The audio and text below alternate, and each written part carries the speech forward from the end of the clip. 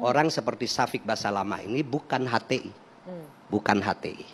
Dia hanya Salafi Hijazi yang prinsip dasarnya itu adalah purifikasi ibadah dan akidah. Nah, kalau prinsip dasarnya itu di mana letak salahnya, Pak Kiai? Letak kesalahannya itu pakai kacamata kuda.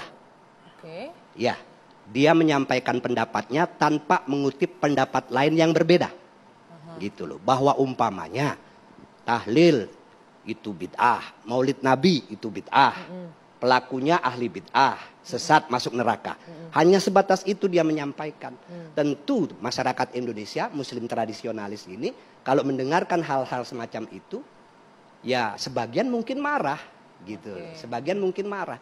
Padahal sebetulnya pendapat kami tahlil itu bid'ah, umpamanya. Maulid nabi itu bid'ah. Tapi kami tidak menafikan bahwa ada ulama lain yang memperbolehkan.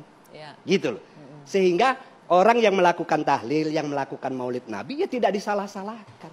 Karena memang ada landasannya. Pakai usul fikih. Kalau nggak pakai usul fikih nggak ketemu itu. Gitu loh.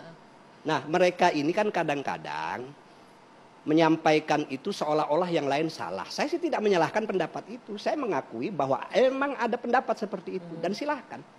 Gitu loh. Apalagi tuduhan bid'ah itu kalau mengacu kepada hadis Nabi, itu pelaku kesesatan dan akan masuk neraka gitu.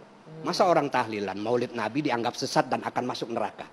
Padahal dari ujung timur sampai ujung barat muslim di Indonesia sebagian besar melakukan itu. Yang Pak Kiai sampaikan tadi itu sudah pernah terjadi, ada ucapan seperti itu ya? Ya, banyak kajian-kajian kelompok Salafi Wahabi memang seperti itu. Makanya saya kategorikan kelompok Salafi Wahabi ini ada 3. Yang pertama Salafi Hijazi, prinsipnya purifikasi akidah dan ibadah. Syafiq Basalamah ada di situ. Kemudian ada Salafi Haroki, ini purifikasi ibadah, akidah dan politik. Agak sedikit ikhwani ini. Mereka bikin partai, ikut di parlemen, ikut kontestasi dalam pilpres. Ada yang Salafi Jihadi. Nah, ini yang melahirkan para teroris, melahirkan Al-Qaeda dan rivalnya ISIS. Tadi kan Anda bilang Ustadz Syafiq ada di salah satu Salafi Hijazi tadi itu ya. Itu hanya persepsi atau memang sampai saat ini seperti itu yang Anda dengarkan kajian-kajian dakwahnya? Saya baca soal latar belakangnya Ustadz Syafiq Riza Basalamah ini. Dan bagi saya sebetulnya tidak ada masalah yang begitu itu.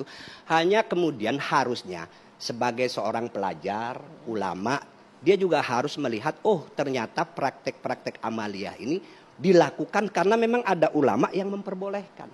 Kadang-kadang mereka juga menyerang. Ini lebih karena memang kultur kita di Indonesia memperbolehkan itu. Bukan soal kultur. Ada argumentasi yang lebih bersifat usul fik yang membenarkan praktek-praktek seperti itu. Yang menjadi masalah kadang-kadang mereka ini menuduhnya itu menggunakan strawman fallacy.